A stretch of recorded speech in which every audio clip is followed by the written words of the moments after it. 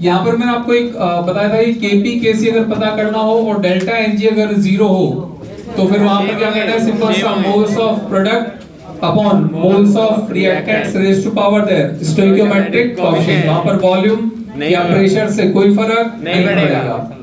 इसके बाद हमने देखा था शायद अल्फा वी और पी में रिलेशन। तो अल्फा प्रोपोर्शनल टू क्या था, वी की power delta ng upon sum of gaseous stoichiometry of product, और यही प्रोपोर्शनल टू 1/p की पावर से ये था। इसके बाद हमने शायद चले थे अल्फा और वेपर डेंसिटी पर। तो अल्फा क्या होता है, n1 upon delta ng dt minus D upon dio, या फिर mt minus mo upon mo। n1 क्या है, stoichiometric coefficient of reactant, delta ng final gaseous stoichiometry minus initial gaseous stoichiometry. dt मतलब क्या, थ्योरेटिकल, o मतलब क्या, observe या experimental, dt मतलब क्या, डिसोसिएशन के पहले, सही है। और ये क्या, डिसोसिएशन के बाद। ये रूम टेम्परेचर पर, ये एट एनी टेम्परेचर T, याद है। dio को हम मिक्सचर की वेपर डेंसिटी बोल सकते हैं। इसके बाद हम शायद चले थे कहां पर, recently reaction coefficient, sorry reaction coefficient. Reaction coefficient क्या होता है, at any time active mass of product and active mass of reactants raise to power their stoichiometric coefficient. ये Q हमें क्या बताता है कि whether the reaction is at equilibrium और नॉट, कि अगर Q इक्वल टू K हुआ, रिएक्शन कहां पर है, इक्विलिब्रियम में। हर एक Q की चाहत किसको पाना, K को पाना, क्योंकि अब हमेशा कहां पर पहुंचना था, रिएक्शन इक्विलिब्रियम पर। तो Q अगर कम है K से, Q K से कम है तो वो आगे बढ़ना चाह रहा है, आगे बढ़ना चाह रहा है मतलब रिएक्शन फॉरवर्ड, और अगर ज्यादा है तो पीछे बढ़ना चाहेगा मतलब रिएक्शन बैकवर्ड चली जाएगी। सही बात है। इसके बाद हमने शायद अब पहुंच गए थे किस पर, ली शैल्टर पर। तो ली शैल्टर ने क्या बोला कि रिएक्शन इक्विलिब्रियम में है, और इक्विलिब्रियम में अगर हम कोई बाहर से डिस्टरबेंस करेंगे तो इक्विलिब्रियम उसका अपोज करेगी, और अगर अपोज करेगी तो इक्विलिब्रियम या तो फॉरवर्ड चला जाएगा या बैकवर्ड चला जाएगा। अगर कंसंट्रेशन रिएक्टेंट की बढ़ाएंगे तो रिएक्शन वहां जाएगा जहां रिएक्टेंट फिर से कम हो जाए, that means backward, sorry forward, और घटाएंगे तो बैकवर्ड। प्रोडक्ट बढ़ाएंगे तो बैकवर्ड, घटाएंगे तो फॉरवर्ड। उसके बाद सेकंड था प्रेशर। तो प्रेशर में हमने क्या देखा था कि प्रेशर बढ़ाने पर इक्विलिब्रियम वहां जाएगा जहां गैसियस स्टोइकियोमेट्री कम है, और घटाने पर वहां जाएगा जहां गैसियस स्टोइकियोमेट्री ज्यादा है। प्रेशर और वॉल्यूम उल्टे चलेंगे, तो प्रेशर बढ़ना या वॉल्यूम घटना, और प्रेशर घटना या वॉल्यूम बढ़ना सेम इफेक्ट करेगा किस पर, इक्विलिब्रियम पर। अगर डेल्टा एनजी 0 है तो कोई इफेक्ट नहीं होगा किस पर, इक्विलिब्रियम पर, प्रेशर और वॉल्यूम का। इसके बाद था टेम्परेचर। तो टेम्परेचर में हमने देखा था कि एंडो और एक्सो पर डिपेंड करेगी। एंडो में टेम्परेचर बढ़ाएंगे तो रिएक्शन फॉरवर्ड, घटाएंगे तो बैकवर्ड। एक्सो में टेम्परेचर बढ़ाएंगे तो बैकवर्ड, घटाएंगे तो फॉरवर्ड। उसके बाद था इनर्ट गैस। तो इनर्ट गैस आपके पास दो थे, कांस्टेंट प्रेशर पर और कांस्टेंट वॉल्यूम पर। कांस्टेंट प्रेशर पर वहां जाएगा जहां गैसियस स्टोइकियोमेट्री ज्यादा है, और कांस्टेंट वॉल्यूम पर कोई फर्क नहीं पड़ेगा। इसके बाद फिजिकल इक्विलिब्रियम। तो फिजिकल इक्विलिब्रियम में क्या देखा कि प्रेशर बढ़ाने पर इक्विलिब्रियम वहां जाएगा जहां वॉल्यूम कम है, और घटाने पर जहां वॉल्यूम ज्यादा है। और जब भी आइस वाला केस आ जाए तो पहाड़ों पर चले जाओ, है ना, लो प्रेशर आपके पास चाहिए होगा, सही है। साइमल्टेनियस इक्विलिब्रियम में तो कुछ नहीं है, दो इक्विलिब्रियम एक साथ चल रहे हैं, वो कांसेप्ट मैं ऑलरेडी बता चुका हूं। उसके बाद सॉल्युबिलिटी ऑफ गैसेस। तो सॉल्युबिलिटी ऑफ गैसेस में क्या, प्रेशर बढ़ाने पर सॉल्युबिलिटी बढ़ेगा, घटाने पर घटेगा। टेम्परेचर बढ़ाने पर सॉल्युबिलिटी घटेगा, घटाने पर सॉल्युबिलिटी बढ़ेगा। उसके बाद इक्विवेलेंट वेट आ गया था, ये आई नहीं रहा सिलेबस में। हाँ, अब चलते हैं किस पर, मोल पर। तो भाई जो मोल का स्टार्टिंग था हमारे पास, states of matter, physical classification, chemical classification याद होंगे वो तो, उसका जो प्रीफिक्स वगैरह है वो सब याद ही होंगे। यूनिट कन्वर्जन, प्रेशर वाला वो सब। हम चलते हैं डायरेक्टली डेफिनेशंस पर। तो डेफिनेशन में हमने क्या देखा था? सबसे पहले तो रिलेटिव एटॉमिक मास या रिलेटिव मॉलिक्यूलर मास। तो रिलेटिव एटॉमिक या रिलेटिव मॉलिक्यूलर मास सिर्फ एक क्या होता है? नंबर, जो कि हमें ये बताता है कि 1/12 पार्ट ऑफ C12 के कंपेयर में वो सब्सटेंस कितने टाइम्स हैवियर था। तो वो सिर्फ क्या होगा? एक नंबर। कितने के लिए होगा? एक या एक Na? सिर्फ एक एटम या एक मॉलिक्यूल के लिए। अगर यहाँ से R हटा दें, मतलब एटॉमिक मास या मॉलिक्यूलर मास पता करें, वो भी कितने के लिए? एक के लिए ही होगा। उसमें नंबर के आगे सिर्फ क्या लगा देते हैं? AMU। बात करें एक्चुअल मास के लिए, तो वो भी एक के लिए ही डिफाइन होता है। बस वहां पर हम एक्चुअल जा रहे हैं, मतलब AMU को रिप्लेस करेंगे किससे? 1/Na ग्राम से, या इंटू 1.67 इंटू 10⁻⁻24 ग्राम से। उसके बाद चले मोलर मास पर। ग्राम एटॉमिक मास या ग्राम मॉलिक्यूलर मास, तो ये दोनों किसके लिए डिफाइन होते हैं? एक मोल के लिए डिफाइन होंगे। कितने के लिए? एक मोल के लिए आपके पास ये डिफाइन होता है। और आपके पास यूनिट सिंपली क्या आती है? ग्राम। यही आपके पास क्या बन जाता है? Molar mass. एटम के लिए होगा तो ग्राम एटॉमिक मास, मॉलिक्यूल के लिए ग्राम मॉलिक्यूलर मास, आयंस होंगे तो फॉर्मूला मास, याद है? हाँ।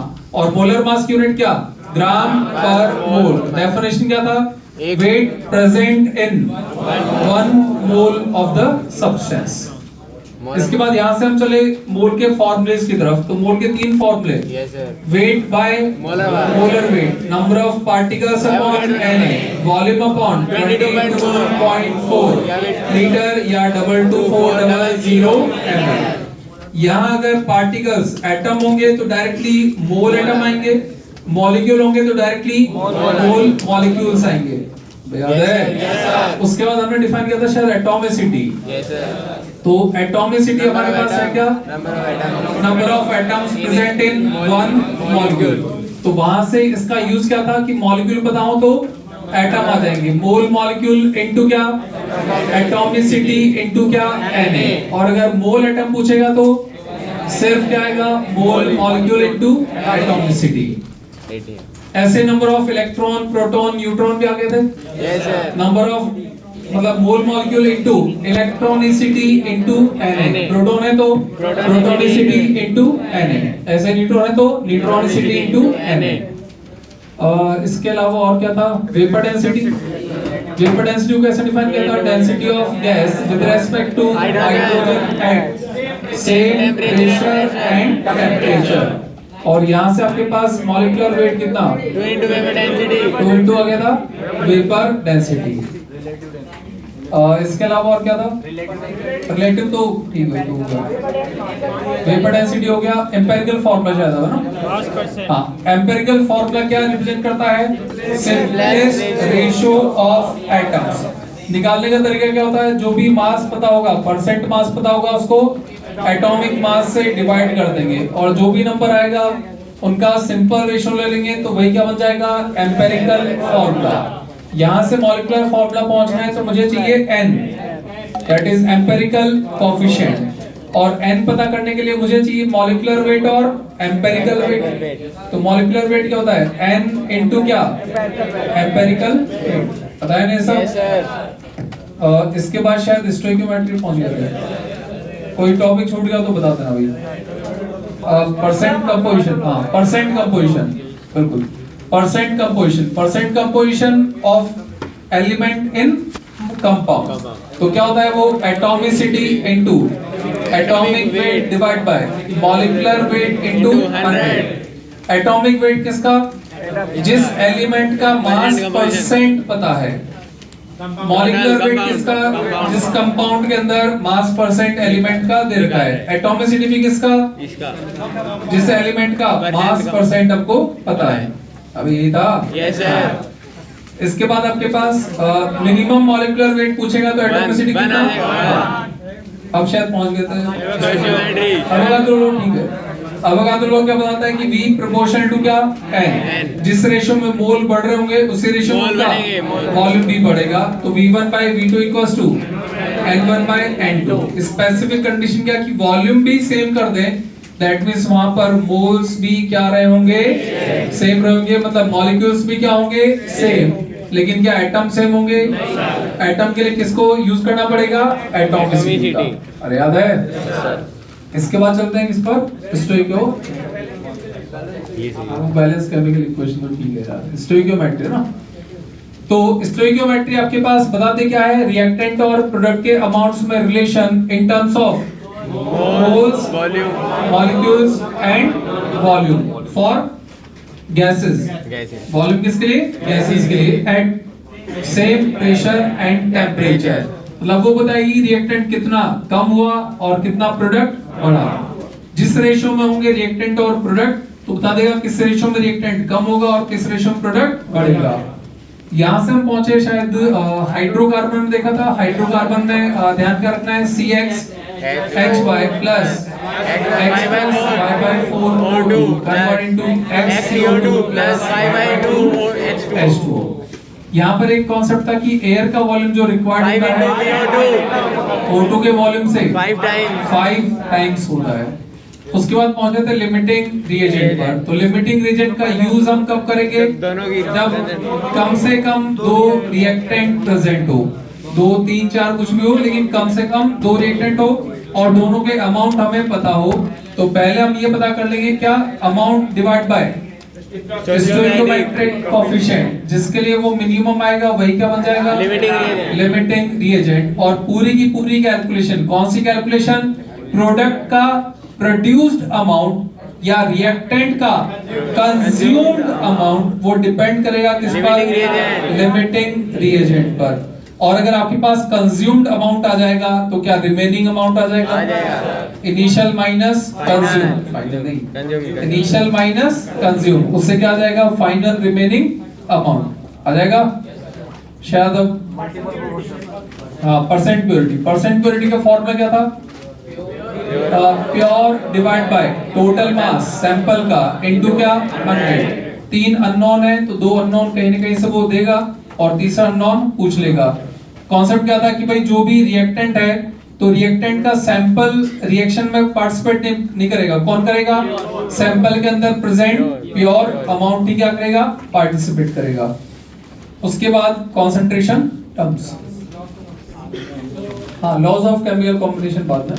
कंसंट्रेशन टर्म्स, तो कंसंट्रेशन टर्म में पहला था क्या था, परसेंट मतलब क्या, 100 में से कितना सॉल्यूट है, 100 किसका, सॉल्यूशन का। तो परसेंट W/W होगा तो weight of solute upon weight of solution into क्या 100।